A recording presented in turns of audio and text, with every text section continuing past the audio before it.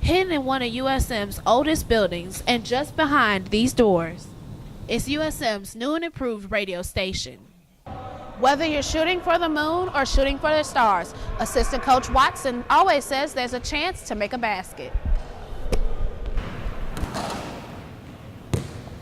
Remember, when you're always getting in your car, you gotta click it. Reporting for Hub City TV, I'm Jasmine Cooper. Rich Radio 88.5, the Rolling Stones, from the fantastic album Exile on Main Street. For 43 years, USM Radio has served the Pine Belt area, but remains under the radar. USM Radio, I don't really know that much about it. I know it's connected to the university, but other than that, I'm not really sure. Maybe I've listened to it a couple times. What is it again? General Manager Justin Martin plans to change all Me, Willie that. Green, it's a little bit after 11. Good morning. The first thing was trying to get people energized back about the station. One of the main things that we can really offer is music that you don't really find everywhere else. And some of the other changes include a USM tailgate series.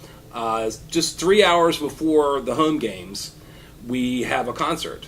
And the first 45 minutes the band plays, Eagle Walk happens for 30 minutes, and then there's another 45-minute set of the band. And Southern Miss today News. On Roots Radio 88.5. Your list. Southern Miss Today is it's a news and interview show. We get guests on air and we interview them. It ranges from everything from public officials and people from downtown Hattiesburg to students. We have Miss USM coming on today. The student-based station works to bring all things Americana to the Pine Belt.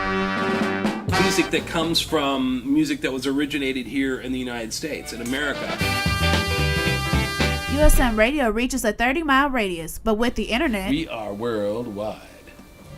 reporting for Hub City TV, I'm Jasmine Cooper.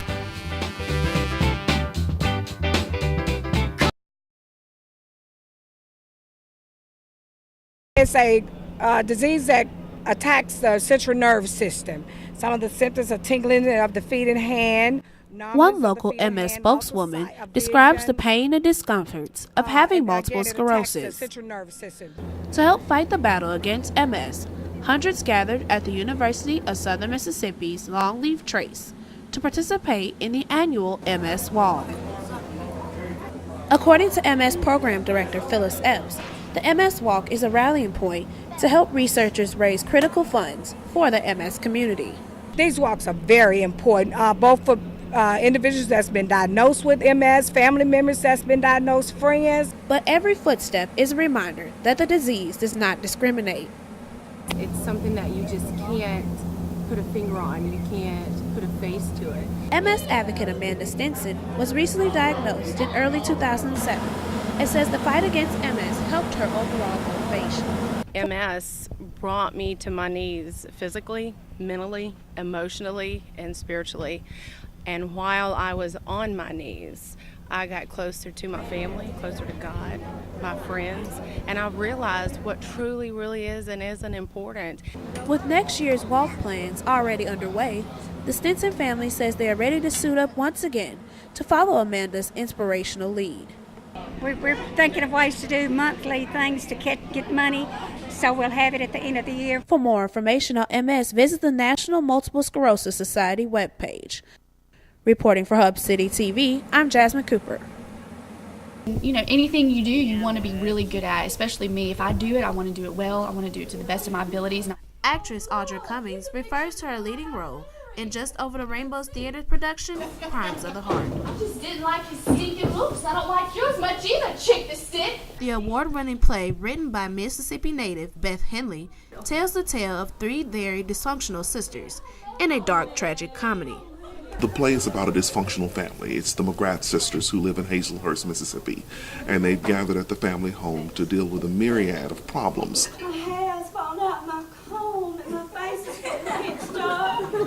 According to the play's director, Michael Marks, the hilarious comedy did not receive initial success. For a long time, the show was turned down. She shopped it out to sundry regional theaters who declined to produce it. And then, of course, it went on to win the Pulitzer, and the next year everybody had it in their season.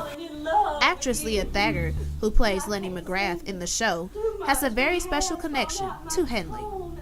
Beth Henley is actually my cousin. Our grandmothers were sisters. Thagard says she's very proud of her cousin's accomplishment. When Beth won the prize, it had been over 20 years since a woman had won the play, so it was quite an honor for her and even our family. We were very proud of her. Although written in the late 70s, Marks believes Crimes of the Heart stands the test of time, bringing new and older generations together. We're very fortunate that in this day and time, a couple of decades since the playwright penned the show, to have a sellout crowd to experience Crimes of the Heart, but hopefully it will be introduced to a new generation and live on that way.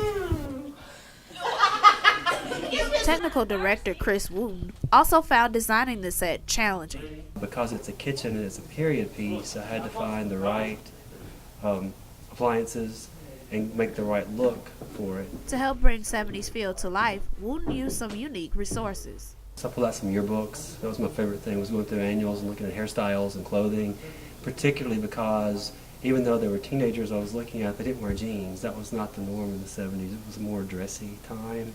Had to wear slacks to school and hard-soled shoes and that kind of thing.